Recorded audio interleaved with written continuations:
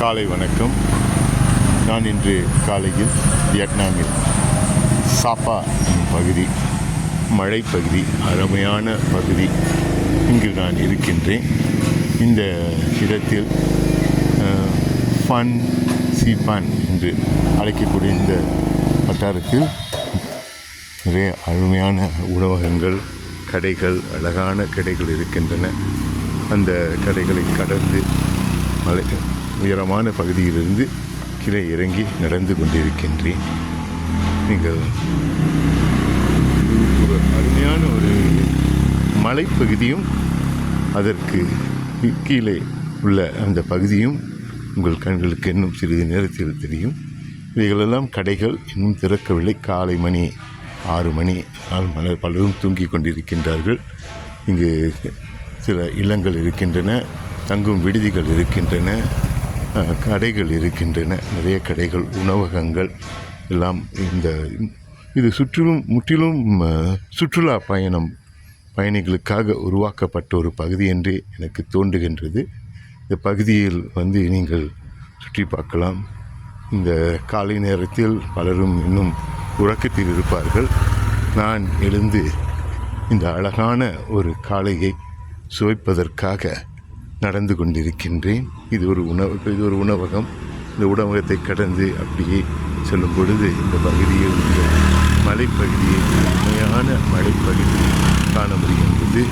பள்ளத்தாக்கும் இருக்கின்றது. அந்த பள்ளத்தாக்கை இப்பொழுது நாம் கண்டு கொண்டிருக்கின்றோம். கீழே எல்லாம் இயற்கையான சூழ்நிலையில் நாம் நடந்து வந்து கொண்டிருக்கின்றோம். இந்த ஒயிட் கிளவுட் என்பது ஒரு உணவகம். கோல்டன் வியூ ஹோட்டல் என்ற பெரிய தங்கும் விடுதி இருக்கின்றது. இது பின்புறம் தான் நான் தங்கியிருக்கும் விடுதி இருக்கின்றது. அப்படியே நடந்து ஒரு அரை மணி நேரம் நல்ல உடல் பயிற்சி செய்ய வேண்டும் என்பதை என்னுடைய சிந்தனை. அதே வேளையில் இங்கு இருக்க அழகான இந்த சூழலையும் நாம் சுவைக்க வேண்டும் என்பதற்காக உங்களுடன் நடந்து வந்து கொண்டிருக்கின்றேன். நான் காலையில் எழுந்து அன்றாடம் நல்லதையே சிந்திக்கின்றேன், வெற்றியே சிந்திக்கின்றேன். நாம் காலையில் எழுந்து ஆந்தனி ராபின்ஸ் கூறுவது போல, நேற்று நடந்தது, கடந்த வாரம் நடந்தது, போன மாதம் நடந்த துன்பங்களை, நம் வாழ்க்கையில் ஏற்பட்ட பிரச்சனைகளை எல்லாம் சிந்திக்காமல் காலையில் எழுந்து இந்த நாள் சிறப்பாக அமையும், இது எல்லா நன்மைகளும், நம் பாசிட்டிவ் சொல்லக்கூடிய நேர்மறையான கருத்துக்களை மனதில் கொண்டோம் என்றால் வாழ்க்கை சிறப்பாக இருக்கும். எதிர்மறையை, இந்த பகுதியின் பேர் ஃபன் சீபான், தெரியுது உங்களுக்கு? FANSIPAN, இதுதான் இந்த பகுதியின் பெயர். இது ஒரு பள்ளத்தாக்கான இடம், மலையை சுற்றி இருக்கின்றது பாருங்கள். இது ஃபன் சீபான். நீங்கள் காலையில் எழுந்து நேர்மறையான சிந்தையில் இருக்க வேண்டும். காலை பொழுதில் ஒரு அரை மணி நேரத்திலிருந்து 1 மணி நேரம் பொன்னான நேரம். அந்த பொன்னான நேரத்தில் நீங்கள் நல்லதையே சிந்தித்தீர்கள் என்றால் உங்கள் வாழ்க்கை மிக மிக சிறப்பாக அமையும். அன்று நடந்து விடும் என்று எதிர்பார்க்காதீங்க. ஆனால் கால ஓட்டத்தில் உங்களுடைய தன்னம்பிக்கை அதை புதிய நிலைக்கு கொண்டு செல்லும் என்று கூறுகின்றார் ஆந்தனி ராபின். அதனால் காலையில் எழுந்து கவலை, துன்பம், இது நடக்குமா, இது நடக்காதா என்பதையெல்லாம் சிந்திப்பதை நிறுத்திவிட்டு, நிச்சயமாக என் வாழ்க்கை சிறப்பாக இருக்கும், எல்லாமே சிறப்பாக இருக்கும், எல்லாமே சிறப்பாக நடக்கும் என்ற நம்பிக்கையில் தொடங்குங்கள் என்று கூறுகின்றார். அதனால் அன்றாடம் எழுந்தவுடன் நாம் இதை சிந்தித்து நம் வாழ்க்கை சிறப்பாக இருக்கும் என்று நினைக்க வேண்டும். ஒரு 5 கூறுகளை மட்டும் நாம் மனதில் அன்றாடம் கொண்டோம் என்றால் நிச்சயம் வெற்றி நம்மை அடையும். நம்பிக்கை முதலில் கூறுவது. யானையின் பலம் தும்பிக்கையிலே, மனிதனுடைய பலம் நம்பிக்கையிலேன்னு சொல்கிறாங்க. இந்தமாரி நீங்கள் காலையில் இருந்து நம்பிக்கையோடு நாளை தொடங்குங்கள். அந்த நம்பிக்கை உங்களை அடுத்த நிலைக்கு அழைத்து செல்லும். அடுத்தபடியாக பிலீஃப்னு சொல்கிறது நம்பிக்கை. உற்சாகமாக நாளை தொடங்குங்கள். நல்ல நகைச்சுவை கேளுங்கள், நல்ல தன்முனை பூட்டும் பாடலை கேளுங்கள், நல்ல வரிகளை உச்சரியுங்கள், நல்ல கருத்துள்ள விஷயங்களை சிந்தியுங்கள்.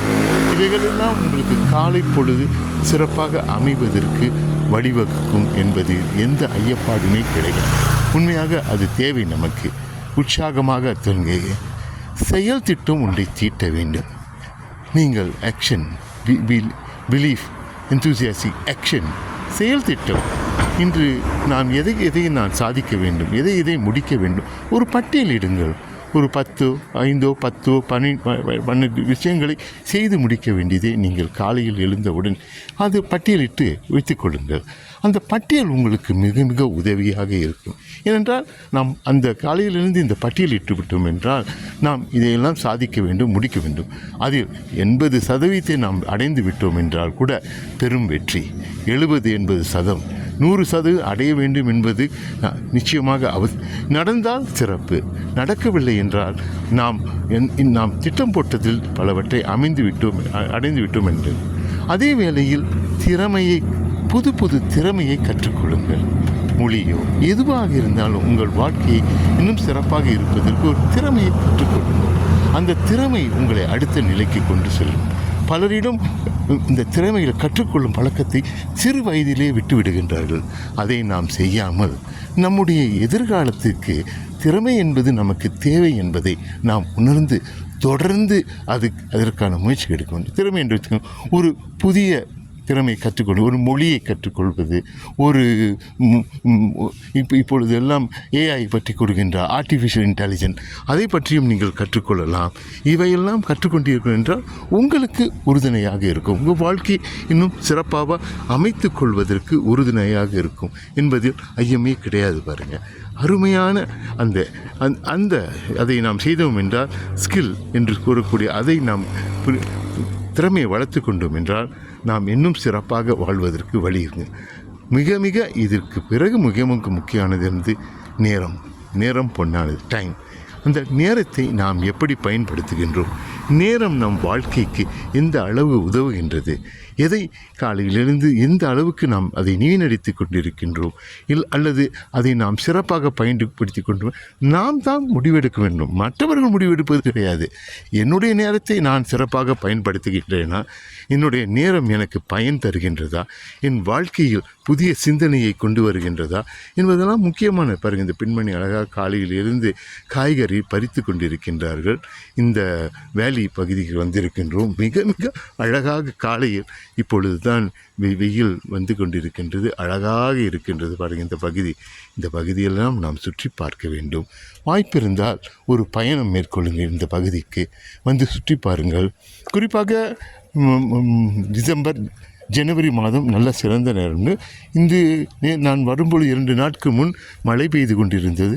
இப்பொழுது அது சிறப்பாக இருக்கு. இப்போ இந்த